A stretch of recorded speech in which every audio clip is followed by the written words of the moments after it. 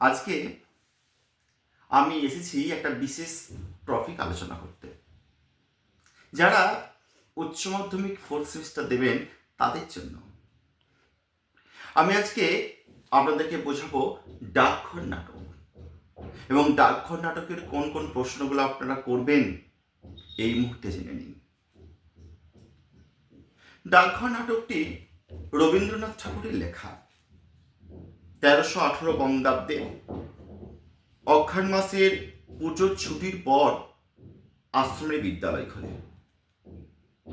তো সেই শান্তিনিকেতনে বসে রবীন্দ্রনাথ ঠাকুর রচনা করলেন ডাকঘর নাটকটি। তো ইংরেজির সাল যদি ধরা যায় সেটা সম্ভবত হবে 1911 সালের নভেম্বর মাসে ডাকঘর নাটকটি রচনা করে। এই ডাকঘর নাটকের মূল চরিত্র ছিল অমল, যে রাজার চিঠির জন্য অধীর আগ্রহে অপেক্ষায় ছিল। আপনারা জানেন তো অমলকে? অমল হচ্ছে এই ডাকঘর নাটকের হিরো, যে বায়ু পিত্ত শ্লেষ্মায় জর্জরিত হয়ে অসুস্থ হয়ে বসে আছে।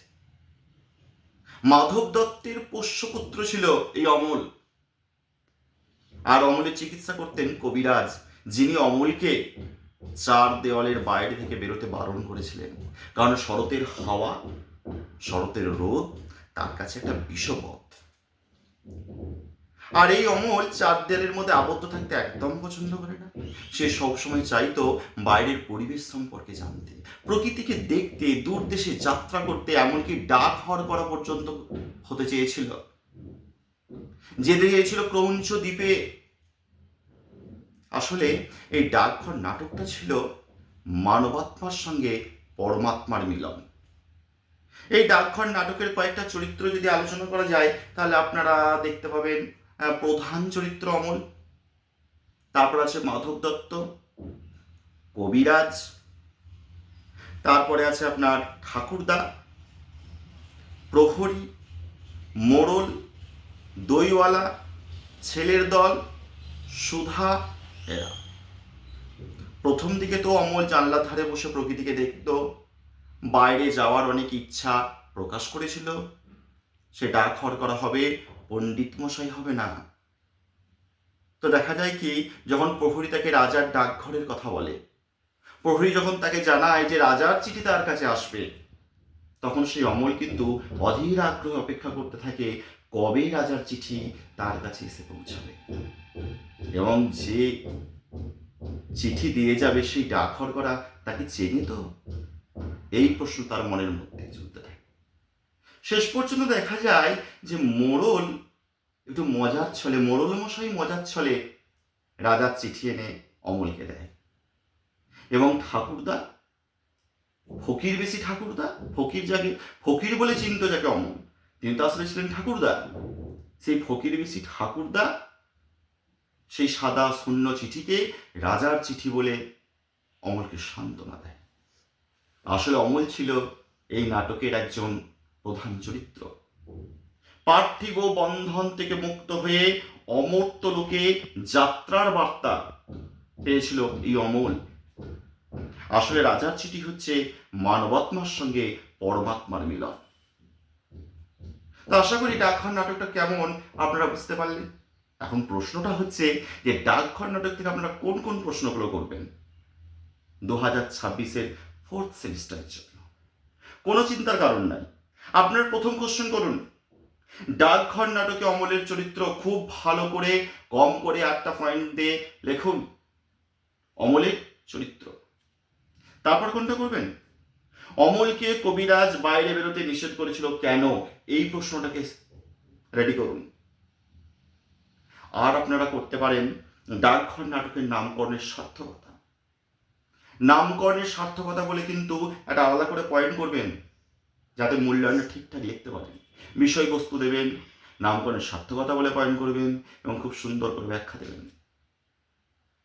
আর রাজার চিঠি কিভাবে অমলের কাছে এসে পৌঁছেছিল এটাও ভালো করে বলে রাখবে। একটা লাইন দিয়ে প্রশ্ন বলি যে সে ভারী আশ্চর্য জায়গা, এক লাইন দিয়ে কোশ্চেন আছেন দেখবেন। আশ্চর্য জায়গা কোনটা? আসলে ক্রৌঞ্চ দ্বীপ। তো আপনারা জানেন ক্রৌঞ্চ দ্বীপ, এই ক্রৌঞ্চ কথাটার মানে কি? আসলে ক্রৌঞ্চ এমন কিছু একটা না, আমরা সবাই জানি ক্রৌঞ্চ দ্বীপ হচ্ছে এক ধরনের বক, জলচর পাখি, যার লম্বা পা আর গলাটা লম্বা। আর আমরা যদি রূপকথা রাজ্যে যাই, একটা কল্পিত দ্বীপ বলা যেতে পারে। এই ক্রৌঞ্চ দ্বীপে কোনো মানুষ বাস করতো না, বাস করতো পাখি।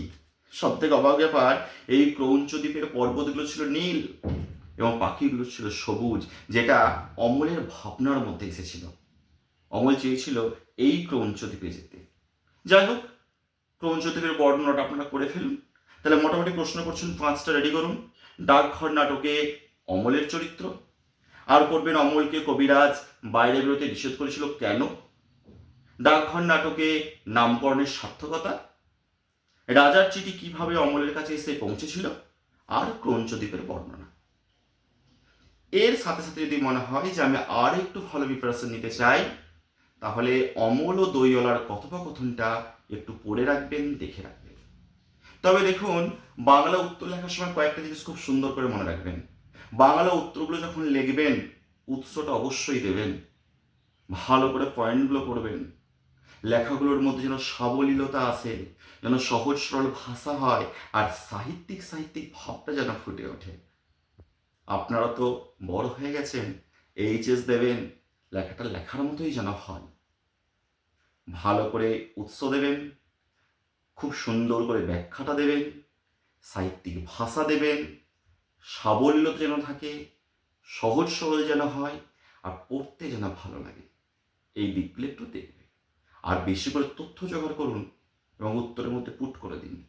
দেখুন না, আপনারা বাংলা যে 4th সেমিস্টার পরীক্ষাটা হবে, 40-এর মধ্যে 38-39 পান কি না। আপনাদের শুভেচ্ছা রইল। ডিসেম্বর মাস শেষের দিকে আপনারা সুন্দর করে এই প্রশ্নগুলোকে একটু একটু করে ফেলুন, একটু সময় বের করুন বাংলার জন্য, পড়ুন বাংলাকে ভালোবাসুন। আপনাদের শুভেচ্ছা রইল।